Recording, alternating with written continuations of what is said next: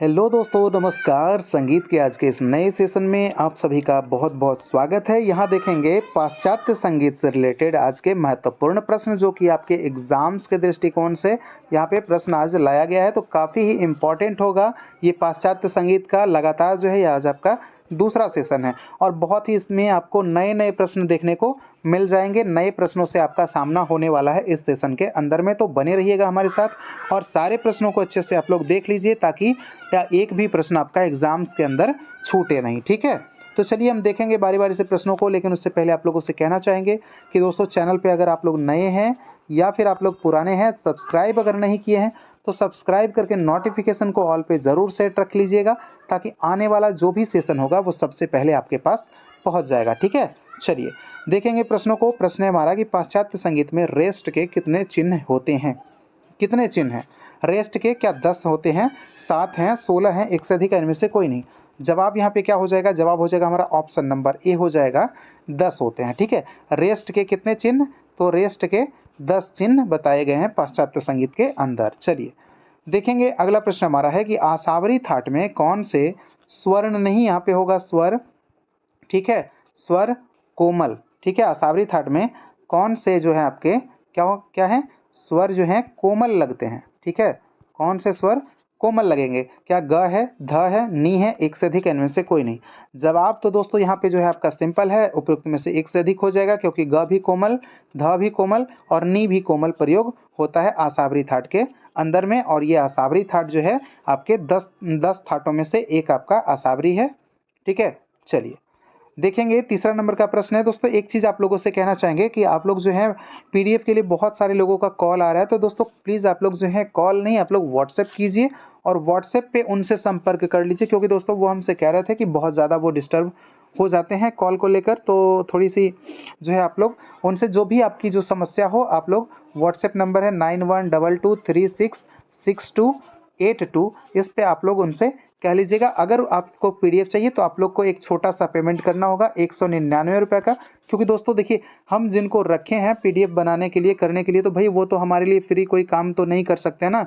मान लेते हैं कि हम आपके लिए कर रहे हैं, क्लास ले रहे हैं, लेकिन दोस्तों उनके लिए बस एक छोटा सा हमें क्या करना है कि पेमेंट करने के लिए आप लोग से छोटा सा आप एक अमाउंट जो है मदद के तौर पर आप लोग दे दीजिएगा, ताकि मैं उनको भी देकर जो है आप लोग के लिए रेगुलर पीडीएफ प्रोवाइड करवाता रहूं। ठीक है, तो आप लोग को 199 पेमेंट कर देना है। ठीक है, और जो भी लोगों को पीडीएफ चाहिए बेहतर तैयारी के लिए, तो वो लोग इस पे व्हाट्सएप करके उनसे बोल सकते हैं कि पीडीएफ चाहिए। उसके बाद फिर वो अपना स्कैनर वो प्रोवाइड करवा देंगे, और उसके बाद फिर उस स्कैनर से पे आप लोग को पेमेंट करके उसका स्क्रीनशॉट उनको भेज देना है। फिर आप लोग को रेगुलर अपने जो है कम्युनिटी में ऐड करके उसके बाद फिर पर डे का जो है आप लोग का जो भी पीडीएफ होगा, जितना भी हम क्लास लेते हैं सारा क्लास का पीडीएफ आप लोग के पास पहुंच जाएगा। ठीक है, तो इस तरह से बस कुछ है नहीं ज़्यादा, बस 199 रुपये है। ये जो है कोई खास ज़्यादा कोई बड़ी रकम नहीं है दोस्त। ठीक है, क्योंकि इतना तो आप यूं ही खर्च कर देते हैं, और इतना का साथ आपको हम जब बना रहे हैं तो आपके एग्ज़ाम तक साथ बना रहे हैं। ठीक है, ये एग्ज़ाम से बढ़कर 199 नहीं हो सकता है, इसलिए आप लोग जो है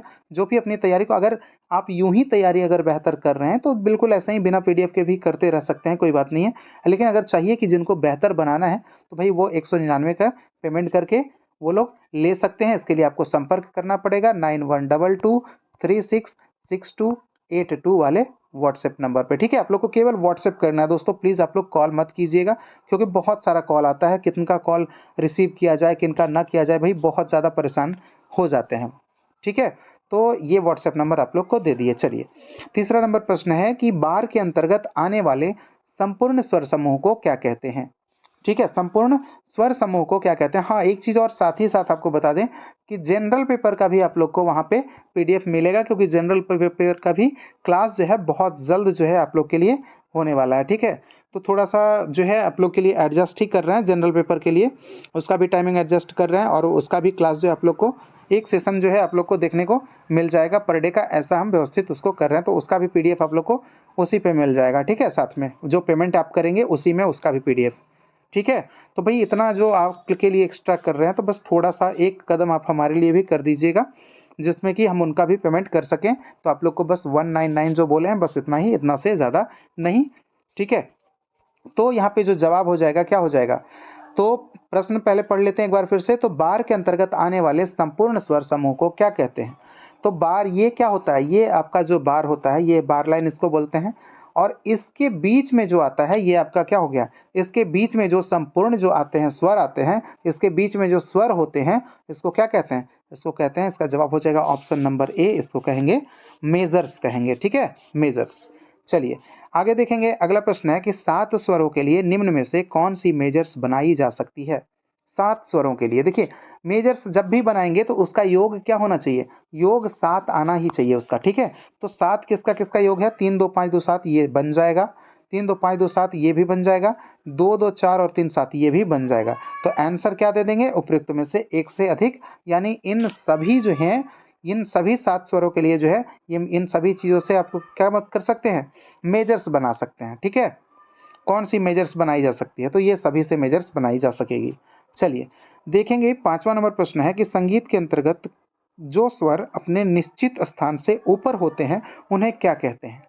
यानी स्थान से ऊपर, कल वाले जो सेशन हम बताए थे उसमें बहुत अच्छे से आपका क्लियर किए थे, और उसमें जो है आप लोग को साइन वगैरह भी बताए थे ना, तो पिछला सेशन अगर नहीं देखे होंगे तो उसको भी आप लोग देख लीजिएगा। ठीक है, तो देखेंगे यहाँ पे जो जवाब हो जाएगा इसका ऑप्शन नंबर ए हो जाएगा, यानी कि आपका जैसे कि आपका एक क्या होता है, म होता है, म से अगर हम ऊपर जाएंगे तो क्या हो जाता है, तीव्र।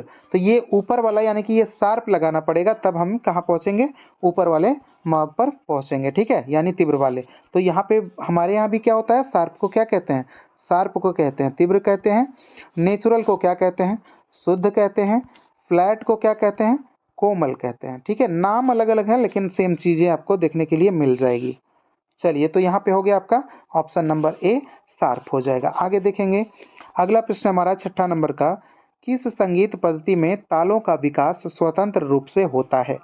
स्वतंत्र रूप से कौन से संगीत पद्धति में, देखिए यहाँ पे जो आंसर बनेगा उपयुक्त में से एक से अधिक बनने वाला है, क्योंकि एक तो आपका हिंदुस्तानी संगीत पद्धति है, यहाँ पे कोई लिमिटेशन नहीं है आपका कि यहाँ पे जो है ताल इतने ही होंगे, तो ऐसा कोई लिमिटेशन नहीं है, यहाँ पे जो है ताल बन सकते हैं, तो इसलिए इसका जो विकास है स्वतंत्र रूप से हो पाएगा हिंदुस्तानी संगीत के अंतर्गत। एक आपको दिख रहा होगा उत्तरी संगीत पद्धति, तो ये भी आपका हो जाएगा, क्योंकि दोनों इसी को कहा जाता है, दोनों एक ही संगीत पद्धति का नाम है। ये आपका पाश्चात्य को हम छोड़ देंगे। ठीक है, तो यहाँ पे एक से अधिक हो जाएगा आंसर। आगे देखेंगे 7वां नंबर का प्रश्न है कि निम्न में से किसे पाश्चात्य संगीत में टाइम सिग्नेचर द्वारा प्रदर्शित किया जाता है। ठीक है, टाइम सिग्नेचर द्वारा अगर हम प्रदर्शित करने की बात करेंगे तो किसको, क्या ताल को, राग को, स्वर को, एक से अधिक, इनमें से कोई नहीं। जवाब यहाँ पे हो जाएगा, देखिए आपको टाइम, यानी कि बात करेगा क्या, समय मापने की, तो समय भैया, समय जैसे ही आ गया आपको पता चल गया होगा, इसका जवाब क्या हो जाएगा, ताल हो जाएगा। ठीक है, टाइम सिग्नेचर द्वारा किसे प्रदर्शित करते हैं, तो ताल को प्रदर्शित किया जाता है। चलिए देखेंगे 8वां नंबर प्रश्न है हमारा, यहाँ पे पूछा जा रहा है कि पाश्चात्य संगीत में क्लैप सिग्नेचर के ऊपर की गिनती को प्रदर्शित करती है। क्लैप सिग्नेचर में ऊपर की गिनती को कौन प्रदर्शित करती है, ऊपर की गिनती को क्या स्वरों की मात्रा प्रदर्शित करती है, स्वरों की संख्या प्रदर्शित की जाती है, या फिर ताल में खाली प्रदर्शित की जाती है। तो इसका जो जवाब हो जाएगा नंबर 8, तो ये आपका हो जाएगा स्वरों की संख्या, यानी कि ऑप्शन नंबर बी। ठीक है, यानी ऊपर की जो गिनती जो है ये आपको स्वरों की संख्या क्या करती है, स्वरों की संख्या को प्रदर्शित करती है, कहाँ, क्लैप सिग्नेचर में। ठीक है, उसके ऊपर वाले में। चलिए देखेंगे 9वां नंबर प्रश्न यहाँ पे कि पाश्चात्य संगीत में 2 स्वरों को 3 स्वरों के समय में गाने बजाने को क्या कहते हैं। अभी देखिए ये तो आज का सेशन हो जाएगा आपका पाश्चात्य का, इसके आगे जो आएंगे प्रश्न वो आपके एग्जाम से रिलेटेड 100% एग्जाम बेस्ड ही आपका क्वेश्चन जो भी आएंगे, जितने भी आप सेशन आएंगे टोटल। ठीक है, जितने भी हम करवाते हैं आपको कहीं एक भी तरह का जो है फालतू प्रश्न नहीं मिलेगा। आज तक का जितना भी हम सेशन करवाए हैं आप लोग सारे सेशन को उठाकर देख सकते हैं कि कहीं जो है आपके सिलेबस से बाहर का जो है सेशन नहीं मिला है। ठीक है, टोटल जितने भी संगीत से रिलेटेड एग्जाम होते हैं, जिस प्रकार से प्रश्न पूछे जाते हैं, सारे प्रकार के प्रश्नों को हमने करवा रखा है, क्योंकि आप लोग देख सकते हैं, क्योंकि अभी तक जो है 300 शायद 325 वीडियो के आसपास हम अपलोड कर चुके होंगे, तो आप लोग वहां से देख सकते हैं कि कितना जो है खास है, सारा वीडियो आप लोग के लिए खास है। ठीक है, तो आप लोग बीच बीच में समय मिले तो उन सारे वीडियो को बारी बारी से देखते जाइएगा। ठीक है, ताकि जो है आपकी जो क्या कहें तैयारी बूस्ट हो जाए, यानी कि तैयारी की एनर्जी जो है ना, एनर्जी वो दोस्तों वो बूस्ट हो जाए। ठीक है, तो ये चीज़ आपको ध्यान रखना है, कर लीजिएगा, करते जाइएगा, क्योंकि बहुत ज़्यादा इंपॉर्टेंट है, सब सिलेबस बेस्ड आपका प्रश्न है। ठीक है, तो प्रश्न पूछा कि पाश्चात्य संगीत में दो स्वरों को, यानी स्वर कितने हैं, दो, और क्या करना है, दो स्वरों के समय में, क्या कह रहा है, तीन स्वरों के समय में, ठीक है, दो स्वर को, एक मिनट माफ कीजिएगा, दो स्वरों को, ठीक है, स्वर है हमारे पास दो, लेकिन दो स्वरों को तीन स्वर के समय, यानी कि समय हमारे पास कितना मिलेगा, तीन स्वर का टाइम मिलेगा, ठीक है। तो इसमें जो है तीन स्वरों के समय में गाने बजाने को क्या कहेंगे, यानी दो स्वर को तीन स्वर के टाइम में, यानी कि हम दो स्वर गा रहे हैं लेकिन टाइम कितना है, तीन।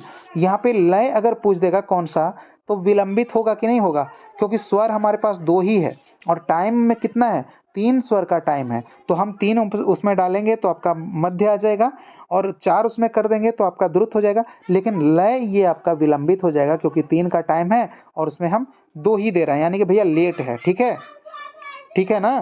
तो ये चीज़ आपको, ये भी एक्स्ट्रा फैक्ट पे ध्यान देना पड़ेगा। तो इसको क्या कहेंगे, इसको कहेंगे, आपका जवाब हो जाएगा ऑप्शन नंबर ए, कहेंगे डुप्लेट, ठीक है। यानी कि दो स्वर को तीन स्वर के समय में गाना बजाना क्या कहलाता है, डुप्लेट कहलाता है। और क्या हो जाएगा, ठीक इसका विपरीत, यानी कि तीन स्वर को दो स्वर के समय कर देंगे तो ये आपका हो जाएगा ट्रिपलेट, ठीक है। ये आपका हो जाएगा ऑप्शन नंबर बी वाला। फिर चलिए देखेंगे 10वां नंबर प्रश्न है कि पाश्चात्य संगीत में जीरो टाइप का जो चिन्ह होता है, इस टाइप का, ठीक है, इससे क्या प्रदर्शित किया जाता है, क्या मात्रा को, रेखा को, स्वर को, एक से अधिक, इनमें से कोई नहीं। देखिए बेहद इंपॉर्टेंट प्रश्न है ये सब, बहुत ज़्यादा इंपॉर्टेंट प्रश्न है, ठीक है।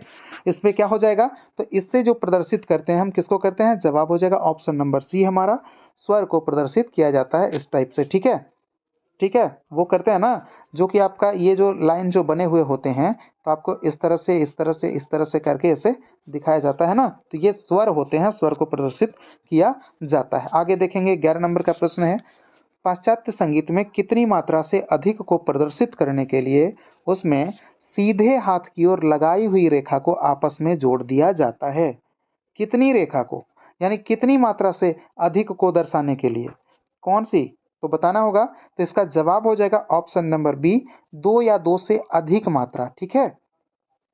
समझिएगा, अब इसको जोड़कर पढ़िए एक बार आप, दो या दो से अधिक मात्रा, ठीक है, दो या दो से अधिक मात्रा को दर्शाने के लिए उसमें सीधे हाथ की ओर लगाई हुई रेखा को आपस में जोड़ दिया जाता है। क्लियर, ठीक है, एक लाइन में बन गया ना, तो इसको जोड़कर एक बार पढ़ लीजिए इस तरह से।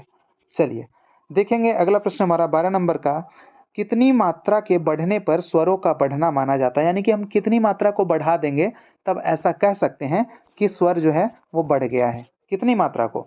तो इसका जवाब क्या हो जाएगा, तो इसका जवाब हो जाएगा दोस्तों, क्या होगा, ऑप्शन नंबर सी इसका जवाब हो जाएगा, यानी कि 1/2, यानी जब आधी मात्रा को हम बढ़ा देंगे तब कह सकते हैं कि स्वर जो है वो आपका बढ़ गया है, ठीक है। तो कितनी मात्रा को बढ़ाने पर स्वरों का बढ़ना माना जाता है, तो आधी मात्रा को, यानी कि 1/2 मात्रा को बढ़ाने पर स्वरों का बढ़ा माना जाता है, ठीक है। चलिए देखेंगे 13 नंबर का प्रश्न है कि पाश्चात्य तालें, जो पाश्चात्य तालें होती हैं वो कितने प्रकार की होती है, कितने प्रकार की होती है, क्या एक प्रकार, दो प्रकार, 10 प्रकार, एक से अधिक, इनमें से कोई नहीं। जवाब यहाँ पे हो जाएगा ऑप्शन नंबर बी आपका, दो प्रकार के ये तालें होती हैं, ठीक है। आगे ये सब जान लेंगे। चलिए देखते हैं 13 नंबर का बाद 14 नंबर प्रश्न। यहाँ पे प्रश्न है कि सिंपल टाइम में कौन से स्वर प्रयोग किए जाते हैं, ठीक है। सिंपल टाइम ये आपका जो है एक प्रकार ये भी हो गया, इसमें पूछा जा रहा है कि सिंपल टाइम में कौन से स्वर प्रयोग किए जाते हैं, क्या सेमी ब्रीफ, ब्रीफ, क्रॉन्चेट, एक से अधिक, इनमें से कोई नहीं। जवाब यहाँ पे क्या होना है, जवाब होना है उपयुक्त में से एक से अधिक, क्योंकि आपका सेमी ब्रीफ भी प्रयोग होता है सिंपल टाइम में, और ब्रीफ भी होता है, और क्रॉन्चेट भी होता है, ठीक है। तो ये सभी प्रयोग हो जाएंगे, एक से अधिक इसका जवाब हो जाएगा। चलिए आगे देखेंगे 15 नंबर का प्रश्न पूछा जा रहा है, निम्न में से कौन सिंपल टाइम के प्रकार हैं। सिंपल टाइम देखिए, एक तो आपने देखा सिंपल टाइम, अभी और एक आपको दिखाएंगे जो कि अभी आगे आने वाला है। तो सिंपल टाइम के प्रकार के बारे में पहले बात कर लेंगे। तो यहाँ पे कौन सा प्रकार हो जाएगा, यहाँ भी जो आपका आंसर बनेगा उपयुक्त में से एक से अधिक हो जाएगा। क्यों, क्योंकि आपका ड्रुपल टाइम, ट्रिपल टाइम और क्वाड्रुपल टाइम, ये आपका तीनों हो जाएगा सिंपल टाइम के प्रकार हैं, ठीक है। ये तीनों क्या है, ये तीनों जो है सिंपल टाइम के प्रकार हैं, ये प्रकार माने जाते हैं, इसलिए आंसर बन जाएगा उपयुक्त में से एक से अधिक। आगे देखेंगे 16 नंबर का प्रश्न है हमारा, पूछा जा रहा है कि पाश्चात्य संगीत में कॉमन टाइम, जिसको कहते हैं कॉमन टाइम, यानी कि ताल कहते हैं, ठीक है, ताल। एक तो आपका हो गया था कौन, एक तो आपका हो गया था सिंपल टाइम और दूसरा क्या हो गया था, कॉमन टाइम। तो मिल गया ना दोनों प्रकार ताल के, ठीक है, तो वही थे आपके। चलिए अब देखेंगे यहाँ पे प्रश्न है क्या कि कॉमन टाइम के कितने प्रकार होते हैं, क्या 3, 5, 4, एक से अधिक, इनमें से कोई नहीं। जवाब इसका हो जाएगा मेरे दोस्त ऑप्शन नंबर ए, ये तो होते हैं कितने प्रकार के, तो पाश्चात्य संगीत में कॉमन टाइम जो 3 प्रकार के, लेकिन पाश्चात्य ताल में हम बताए थे 2 प्रकार के, ठीक है, 2 प्रकार के ताले, जिसमें कौन से बताए हम, एक तो आपको बता दिए हम सिंपल टाइम, ठीक है, और दूसरा क्या बता दिया आपको, कौन सा, तो दूसरा जो हो गया आपका हो गया, हाँ कॉमन टाइम, ठीक है, यहीं पे आपका कॉमन टाइम। चलिए देखेंगे अगला प्रश्न है हमारा 17 नंबर का प्रश्न, यहाँ पे आपको आंसर दिया ना, इसका जवाब हो जाएगा 3।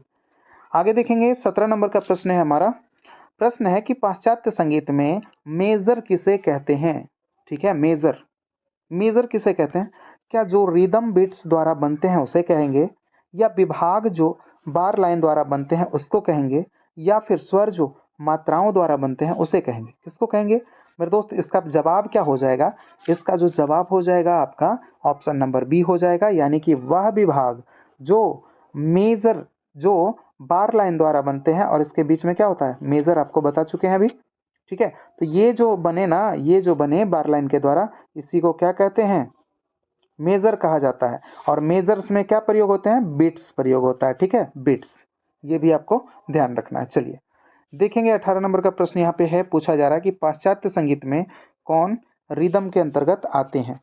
तो रिदम के अंतर्गत जो आएगा, क्या स्वरों का काल आएगा, ताल का विभाग आएगा, अनेक स्वरों, ठीक है, स्वरों नहीं, स्वरों को मिलाकर बार की रचना करना आएगा, क्या आएगा, तो इसका जो जवाब हो जाएगा यहाँ पे उपयुक्त में से एक से अधिक हो जाएगा, क्योंकि स्वरों का काल भी आ जाएगा, ताल का विभाग भी आ जाएगा, और अनेक स्वर है यहाँ पे, ठीक है, ये आपका स्वर है, तो अनेक स्वरों को मिलाकर बार की रचना भी आ जाएगा, ठीक है, ये सभी किसके अंतर्गत, ये सभी रिदम के अंतर्गत आएंगे, ठीक है। चलिए देखेंगे 19 नंबर का प्रश्न है, निम्न में से कौन से रिदम के प्रकार हैं। रिदम के प्रकारों के बारे में अगर बात करें तो कौन से प्रकार हो जाएंगे, क्या मैट्रिकल हो जाएगा, या मेजर्ड हो जाएगा, या फ्री रिदम हो जाएगा, एक से अधिक इनमें से कोई नहीं।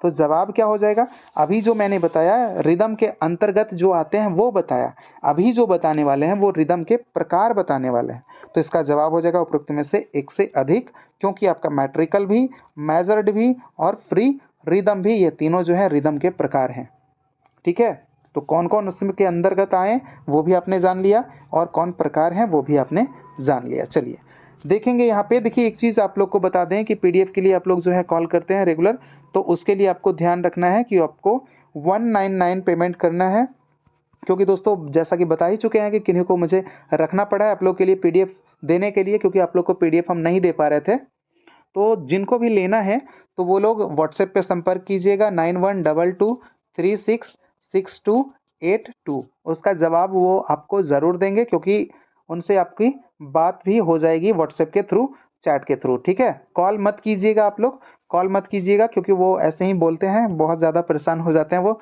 तो इसके वजह से आप लोग दोस्तों क्या कीजिएगा, जिनको लेना है आप लोग उनको व्हाट्सएप कीजिएगा, ठीक है। और पेमेंट बस एक छोटी सी 199 रुपये की है, क्योंकि मुझे दोस्तों उनको रखने के लिए जो है कुछ ना कुछ उनको पेमेंट करना ही पड़ेगा मंथली, ठीक है। तो इसके लिए हमें जो है आपसे बस यही छोटी सी 199 रुपये की मदद चाहिए, ताकि मैं उनको आप लोगों के लिए जो है सेवा में लगातार बनाए रख सकूं, ठीक है।